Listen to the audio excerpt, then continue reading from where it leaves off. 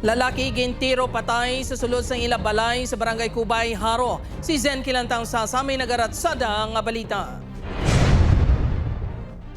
Diri sa sulod sang sining nga balay sa Sitio Lunok, Barangay Kubay, Haro, natabo ang pagpangtiro sa 31 anyos nga si alias John, tumandok sang Talisay City, Negros Occidental. Sa inisyal nga investigasyon sang kapulisan, pasado alas 10 kagabi sang ginsulod sang suspect ang balay kag gintiro ang biktima. Wala makitaan sang live-in partner sang biktima ang pagpangtiro, bangod yara ini sa kusina. Wala na ini sa ilabalay bangod ginapahayag naglikaw na upod sa iya kabataan sang ginpadulungan sang news team.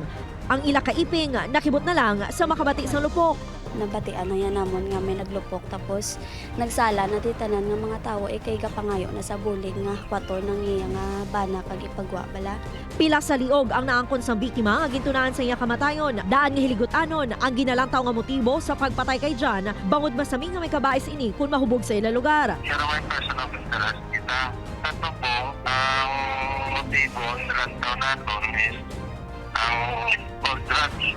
Hindi pa matumod kung ano nga kalibre sa armas ang gingamit sa pagpangtiro. Bangod wala sa na-recover nga basiyo sang bala sa crime scene. Upod kay Cirilo Randuque, Zen Kilantang Sasa, ang naga Ratsada!